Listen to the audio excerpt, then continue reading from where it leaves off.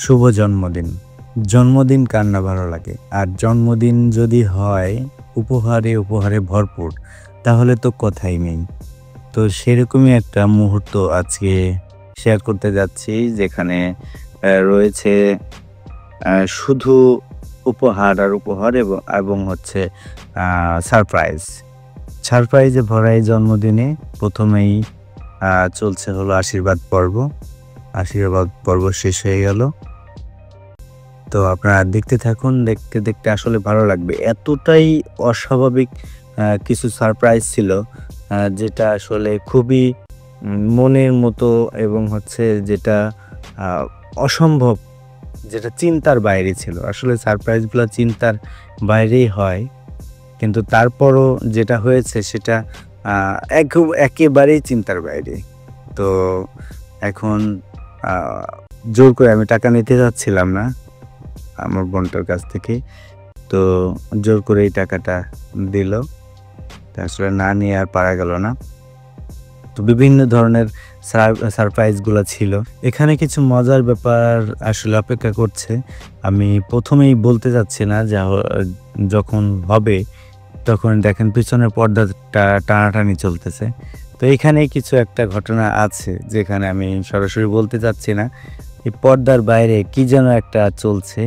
তখন আমি আসলে বুঝতে পারি যে আসলে পর্দার বাইরে যে একটা ওই যে কি যেন হয়, মানে একটা জোরে শব্দ হয় এবং অনেকগুলা কাগজ পড়ে, একটা বিষয়টা আছে না? ওটা আমি নামটা ভালো আমার মনে নেই। তো ওইটা ফুটাইতে গেছিল, কিন্তু আসলে আমার ভাগিনা সেটা ফুটলো না। না ফোটার কারণে ওর মন খারাপ। আর আমিও বলতেছিলাম আমি আসবো নাকি? যে ও পারতেছে না নাকি? আমি আসবো নাকি? তো সবাই এটা একটু হাসাহাসি করলো যে আসলে আমি বললাম। যা হোক, সেই আনন্দঘন মুহূর্ত এখন কিন্তু অপেক্ষা করছে। আ আমিও কিন্তু মনটা কিন্তু আকুপাকু করছে যে কখন আমার ওই গিফটগুলা আসবে। আমি আ আগে থেকেই বুঝতে পেরেছিলাম যে মনে হয় কোনো কিছু ভালো কিছু অপেক্ষা করছে আমার জন্যে। তো আসলে সেটা অবশ্যই ভালো কিছু ছিল, যেটা বলার অপেক্ষা রাখে না। যে আসলে সবাই আমাকে নিয়ে এত চিন্তা করে, এত ভাবে। উম খুবই অ্যাস্ট্রোনিজ আমি। এটা ছিল ক্যামেরা ভিউ। তো সেই মাহেন্দ্রক্ষণ কিন্তু চলে এসেছে আমার হাতে। অলরেডি আমার সেই কাঙ্ক্ষিত গিফটটা। এই গিফটটা ১ম এই একটু খুবই হালকা লাগছিল। আসলে মনে হচ্ছিল যে এর মধ্যে কি হতে পারে? হতে পারে একটা পাঞ্জাবি, আ বা হতে পারে হচ্ছে একটা শার্ট বা শার্টের পিস। আমার চিন্তাভাবনা এ ধরনেরই ছিল যে হতে পারে একটা শার্টের পিস, বা হতে পারে একটা পাঞ্জাবি, বা হতে পারে আ অ অন্যান্য কিছু বিস্কিট কোয়ালিটি এগুলো হতে পারে।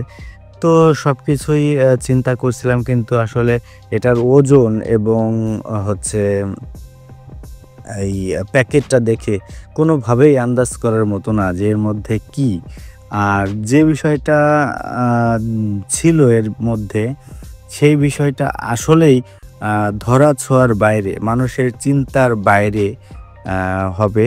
এই ধরনের যদি কোনো কিছু আপনারা যারা যদি জন্মদিনে এ ধরনের চমকে দিতে চান কাউকে, তাহলে আসলে এই ধরনের কোনো গিফট করতে পারেন, যেটা আজীবন মনে রাখবে।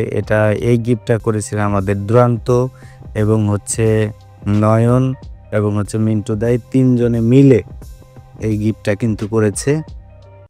যে গিফটটা অসাধারণ একটি গিফট।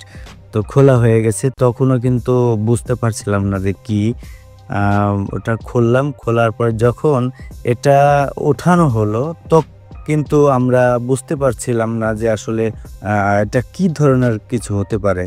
তো এটা দেখে আ কেউই বুঝতে পারবে না যে আসলে কি ধরনের কি। তবে এখন একটু ওজন এবং সবকিছু মিলে একটা বোঝা যাচ্ছে যে এটা হতে পারে যে কোনো কোনো কিছুর মানে পাতলা কিছু হবে। এটা আন্দাজ করা যাচ্ছে। তবে একটা ফ্রেমের মতো।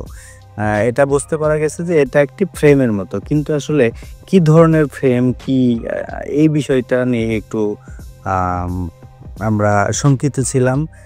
তো ফ্রেমটা কিন্তু বুঝে গেলাম যে ফ্রেমটা আসলে কি। এখন ইতিমধ্যেই কিন্তু আসলে আমরা বুঝতে পেরে গেলাম যে এটা একটি ছবি এবং যার জন্মদিন তারই ছবি। এবং এই যে এই ছবিটা যারা গিফট করেছে তারা আমাকে এই ছবিটাই সকালবেলা, অর্থাৎ আজকে সকালবেলায় তারা আমাকে এই ছবিটা পাঠিয়েছিল। তো আমি ভেবেছিলাম যে এটা হয়তোবা এডিট করেছে, ততটা আন্দাজ করিনি যে আসলে এই ছবিটা এটা আমার জন্মদিনের উপহার হিসাবে আসতে পারে। তো এখন হচ্ছে আমার ভাগ্নে রক্তিম, ও এসএসসি পরীক্ষা দিচ্ছে। ও আমার জন্যে একটি গিফট করেছে। আসলে যারা গিফটগুলা করেছে কেউই আর্থিকভাবে ওইভাবে সচ্ছল নয়, কিন্তু এত দামি দামি একটা গিফট আমার জন্য করেছে এবং আমাকে নিয়ে চিন্তা করেছে, এটাই আমার কাছে সবথেকে বড় পাওয়া। আর আমার ভাগ্নে ওর যে গিফটটা হবে সে সেই গিফটটা হতে পারে ইলেকট্রিক মিডিয়ার মধ্যে কোনো কিছু। এটা আমি আন্দাজ করেছিলাম যে ওর গিফট যদি হয়, একদম ঠিক যা বলছিলাম তাই, যে ওর গিফটটা এটা হচ্ছে এয়ারপড, যেটা ব্লুটুথ কানেকশনের মাধ্যমে মানে হেডফোন বলে, ব্লুটুথ হেডফোন। তো এয়ারপড এটা আমি অনেক দিন ধরেই কিনতে চাচ্ছিলাম কিন্তু আসলে হয়ে উঠছিল না। আর আমি নিজের বেলায় এভাবেই কৃপণ, আমি নিজে কোনো কিছু কিনতে পারি না। নিজের একটা দামি কোনো কিছু কিনতে গেলেই মনে হয় না এটা দরকার নেই। এই ধরনের কৃপণতা আমার মধ্যে আছে, কিন্তু আমি অন্যকে দেয়ার জন্যে যতটুকু আমার সর্বোচ্চ, যেটা আমার চোখে দেখা সর্বোচ্চটাই আমি অন্যকে দিতে স্বাচ্ছন্দ্য করি। তো আসলে আমি এই এয়ারপড কোনোদিনও ব্যবহার করিনি, যে কারণে এটা খুলতেও পারছিলাম না, বা এটা কিভাবে ইউজ করতে হয় সেটা পরে না। একদম আইফোন যেভাবে আনবক্সিং করে ঠিক সেম সিস্টেমে এই এয়ারপডটা আনবক্সিং করতে হচ্ছে। এখানে কাগজ দেওয়া আছে, তো খোলার চেষ্টা করছি। সবাই আন্দাজ করে ফেলেছে যে এটা হচ্ছে এয়ারপড, যেটা একটা ব্লুটুথ হেডফোন। তো বাংলা কথায় বলতে গেলে একটা ব্লুটুথ হেডফোন, এবং এটা আধুনিক প্রযুক্তির। যারা এই প্রজন্মের যারা ইয়াং জেনারেশন আছে তারা এই এয়ারপডটা ব্যবহার করে থাকে। আমিও অবশ্য আমার বয়সটা তো আর ওইভাবে হয় নাই, এখন তো আমি ইয়াং জেনারেশনের মধ্যেই পড়ি। কি বলেন আপনারা? তো এই হচ্ছে এয়ারপড, কিন্তু এয়ারপডটা এই বয়সের এই জেনারেশন হইলেও আমি কিন্তু এটা ওপেন করতে বা কীভাবে খোলে সেটা পারছিলাম না, যেটা খুবই হাসির কারণ। তো মাঝে মধ্যে ভাগিনা আমাকে দেখাই দিচ্ছিল যে এভাবে এভাবে খুলতে হবে। তো এটার এই হচ্ছে সিস্টেম। আমি মানুষের ব্যবহার করা দেখেছি, কিন্তু এটা খুবই আমার কাছে একটি আশ্চর্যজনক ভাবেই থাকবে। খুবই ভালো লেগেছে আমার কাছে আসলে। এটা দেখতে পাচ্ছেন আপনারা, এই এয়ারপডটা। এখন আসেন আমাদের আরও কিছু শুভাকাঙ্ক্ষী আসেন যারা আমাকে টাকা দিয়েছেন। এই গিফটটা কে করেছে সেটা তো বুঝতেই পারছেন।